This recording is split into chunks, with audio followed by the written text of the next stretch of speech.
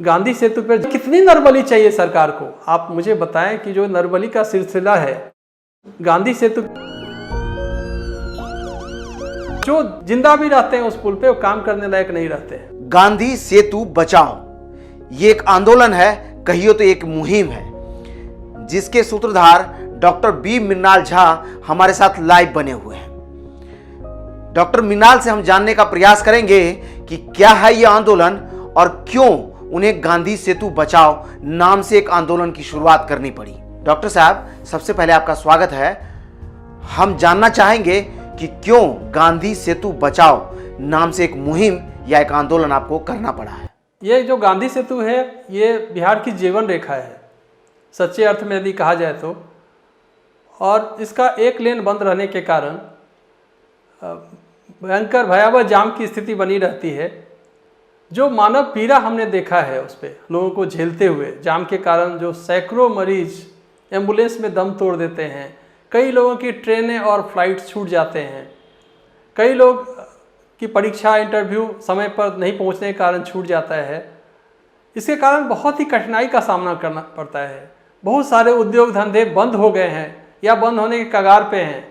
यदि आप बात करते हैं जो उत्तर बिहार के गंगा नदी के उत्तर 21 जिलों में रहने वाले लोग, 8 करोड़ लोग, जो उनका जो पटना, राजधानी पटना आने का मुख्य साधन गांधी सेतु ही है, और इस सेतु का एक लेन बंद होने के कारण बराबर जाम की स्थिति बनी रहती है।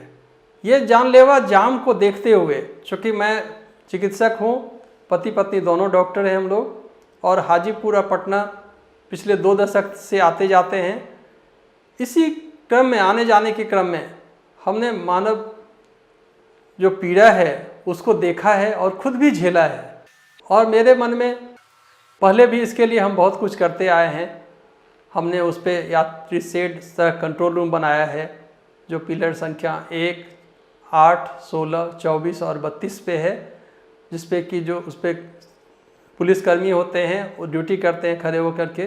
गांधी सेतु के पूर्वी लेन पर जो फुटपाथ बने हुए हैं उस पर कई जगहों पर इन्होंने पुलिस पॉइंट या कहे तो ये शेड्स बनवाए हैं जो आप सामने देख रहे हैं। इस शेड्स को लेकर के यहाँ जो ड्यूटी पर पुलिसकर्मी है उनसे हमने बात किया है, सुनिए उन्होंने क्या कहा।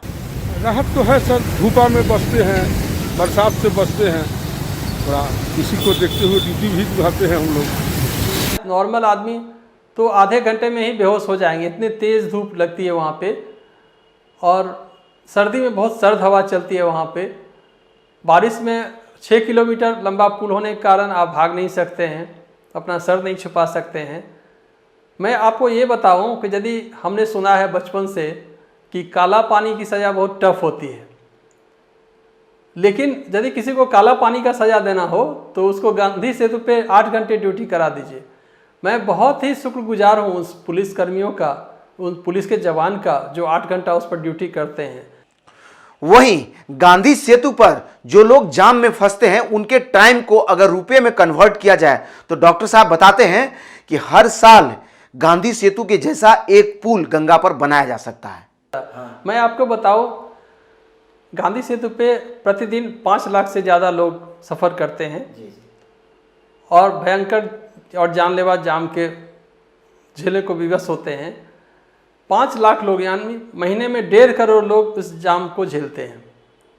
1.5 करोड़ लोग यदि 2 घंटा या 3 घंटा या जितना देर भी जाम में मजबूर होता है, यदि आप उसको सिंपली, यदि 100 रुपया भी यदि किसी का, कितना पेट्रोल जलता है, कितना डीजल जलता है या क्या परेशानी होती है, उसको छोड़ दिया जाए।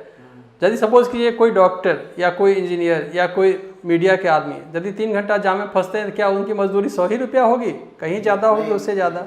लेकिन मैं आपको सिंपल बताता हूँ, यदि 1.5 करोड़ आदमी महीना में जाम को झेल रहे हैं, उनकी 100 रुपया भी यदि के हिसाब से यदि भी आप तय करिए मजदूरी, तो 150 करोड़ रुपया होते हैं एक महीना में, मतलब साल में 1800 करोड़ रुपया होते हैं।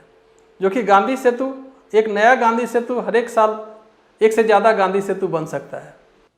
इसके अलावा डॉक्टर मृणाल बताते हैं कि उत्तर बिहार के कोने कोने से या कहिए तो नेपाल से भी कई रोगी रेफर होकर पटना इलाज के लिए आते हैं और जब वो एम्बुलेंस में वहाँ से चलते हैं तो हाजीपुर तक तो पहुँच जाते हैं बहुत ही कम समय में, लेकिन हाजीपुर से पटना जाने में वो अक्सर गांधी सेतु पर इस जाम में फंस जाते हैं।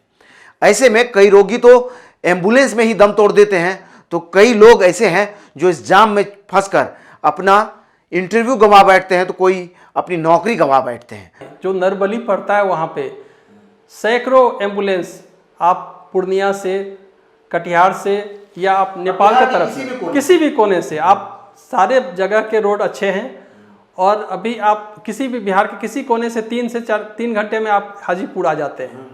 लेकिन हाजीपुर आने के बाद आप जाम में फंसते हैं, जिसके कारण चूँकि जो भी पेशेंट आते हैं नेपाल तक से वो सीरियस होते हैं, कंडीशन में रहते हैं, जो सीरियस होता है उसी को रेफर किया जाता है। जब वो जाम में फंस जाते हैं और जाम दम तोड़ देते हैं, ऐसे सैकड़ों लोग होंगे, आप उनको कैसे कैलकुलेट करेंगे? क्या नरबली, कितनी नरबली चाहिए सरकार को? आप मुझे बताएं कि जो नरबली का सिलसिला है गांधी सेतु पर जाम के कारण, कितनी नरबली चाहिए सरकार को? लोग और जो जिंदा भी रहते हैं उस पुल पे, वो काम करने लायक नहीं रहते हैं। आप 4 घंटे जाम में झेल करके यदि आप कहीं पर जाते हैं ऑफिस में काम करने के लिए, तो आप उस भीषण धूप, भीषण सर्दी या बरसात को झेल करके आप ऑफिस में काम करने के लायक नहीं रहते हैं। तो सुना आपने कि ये मुहिम डॉक्टर मृणाल क्यों चला रहे हैं। गांधी सेतु पर हमने कई वीडियोस किया है, आप उन वीडियोस के कमेंट में जाएंगे तो कई ट्रक वालों का कमेंट मिलेगा। कुछ दिन पहले तो एक ट्रक वालों ने कह दिया कि कोई बात नहीं, इस पुल का इनॉग्रेशन करो या नहीं करो, लेकिन जो हम ट्रक खरीद रखे हैं उसके लिए जो हम किस्तें देते हैं, हमारा टायर घिसता है, दिन भर हम पुल को पार करने के इंतजार में खड़े रह जाते हैं। हमारे लिए कौन सोचेगा?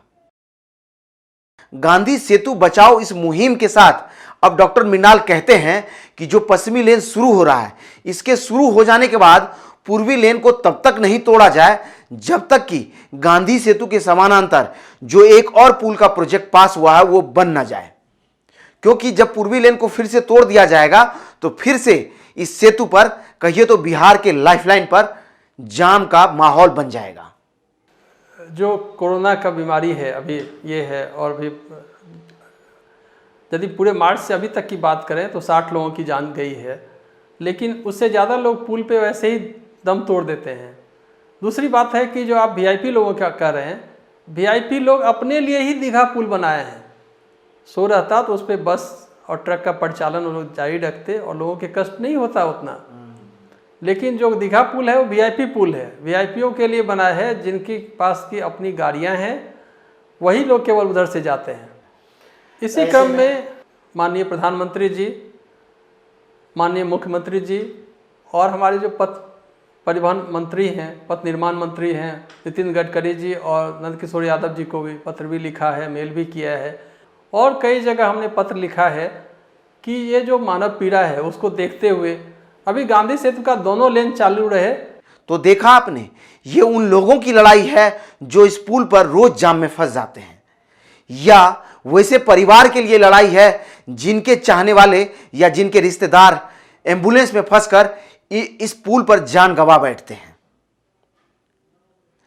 मैं उन तमाम लोगों से रिक्वेस्ट करूंगा जो गांधी सेतु से सरोकार रखते हैं, इस वीडियो को आप जिस भी प्लेटफॉर्म पर अपना अकाउंट है, चाहे वो फेसबुक है, यूट्यूब है, उन सब पर इसको शेयर जरूर करें, और आप हमारी आवाज में अपनी आवाज को मिलाएं, और ये आवाज जब मजबूत बनेगा तो इस तरह की पुल परियोजना समय से पूरा होगा।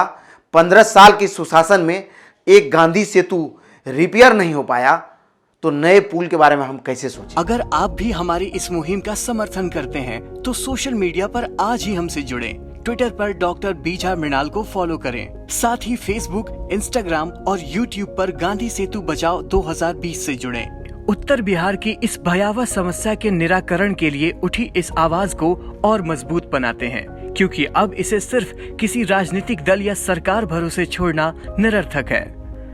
आगामी 2 अगस्त 2020 दिन रविवार को 12 बजे से ट्विटर पर #गांधी सेतु बचाओ अभियान के नाम से ट्विटर ट्रेंड चलाया जाएगा।